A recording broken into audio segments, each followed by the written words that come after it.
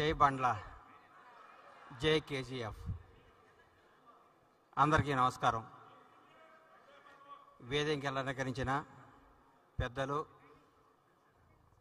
సహృదయులు, తెలంగాణ రాష్ట్రానికి మేధస్సుని తీసుకొచ్చి ప్రజాప్రభుత్వాన్ని, కాంగ్రెస్ ప్రభుత్వాన్ని ముందుకు నడిపిస్తున్న దాంట్లో కీలక భూమిక పోషిస్తున్న శ్రీ దుద్దేళ్ల శ్రీధరబాబు గారికి, అన్న ఈ కేజీఎఫ్ ఫౌండర్, మన జాతిని, మన వాణిని ప్రపంచంలో ఎక్కడ ఉన్న అందరినీ ఒక వేదిక మీదకి తీసుకొచ్చి మనందరినీ ఒక దగ్గర కూర్చోబెట్టి మాట్లాడాలని శ్రీకారం చుట్టి సంకల్పించిన పెద్దలు జట్టి కుసుమ్ కుమార్ గారికి, అలాగే వేదికను అలంకరించిన పెద్దలందరికీ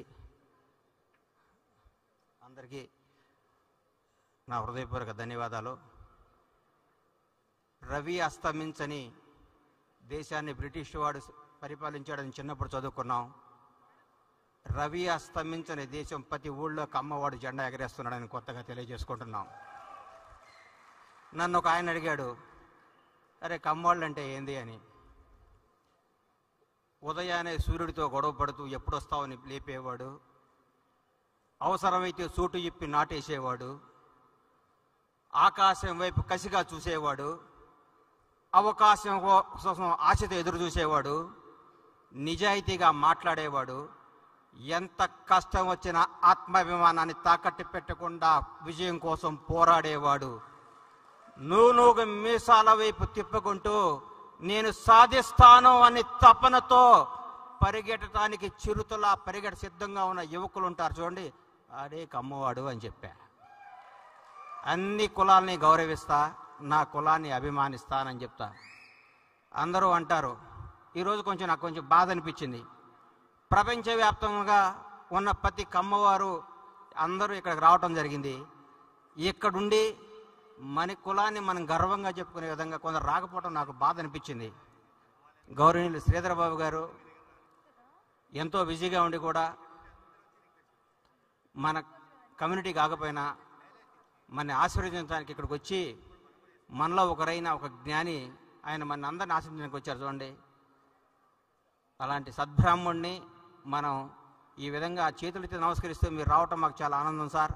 అలాగే ఉదయం రేవంత్ రెడ్డి గారు, అన్న రేవంత్ రెడ్డి గారు ప్రతి ఒక్కళ్ళు వచ్చి మమ్మల్ని ఆశీర్వదించారు. నిజం చెప్తున్నాం సార్, కమ్మాడు అంటే కష్టపడేవాడు, కమ్మాడు ఉంటే కసితో బతికేవాడు, కమ్మాడు అంటే కడుపులో తీసి పెట్టేవాడు, కమ్మాళ్ళు ఉంటే ఎక్కడ బతుకు తెరువు ఉందో అక్కడ పరిగెత్తుకుంటూ పోయేవాళ్ళు.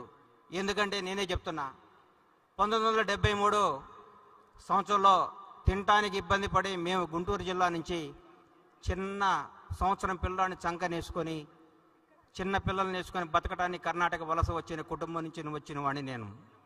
ఈరోజు ఈ స్థాయికి అంటే మాకు బతుకు తెరువు ఎక్కడుంటే అక్కడికి మోసం చేయటం రాదు, అన్యాయం చేయటం రాదు.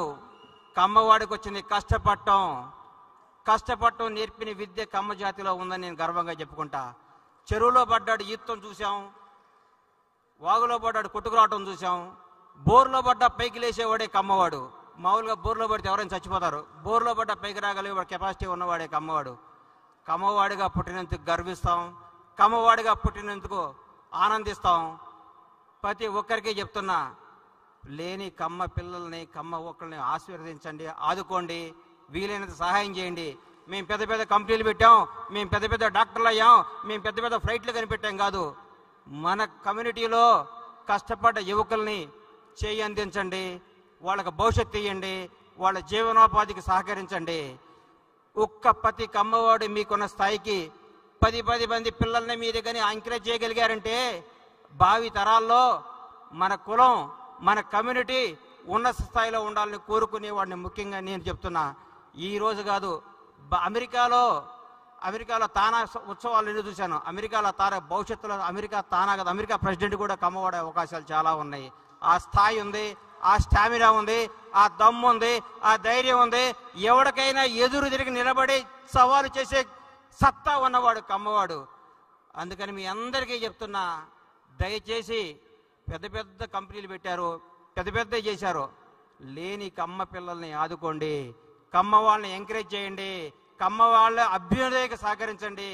ప్రతి ఒక్కళ్ళు మన కమ్మ కులాన్ని పైకి తీసుకురావడం సహకరించాల్సిందిగా కోరుకుంటూ ఈ అవకాశం ఇచ్చిన కేజీఎఫ్ సంస్థ నిర్వాహకులందరికీ కృతజ్ఞత తెలియజేసుకుంటూ సెలవు తీసుకుంటున్నాను. థ్యాంక్ యూ, ధన్యవాదాలు.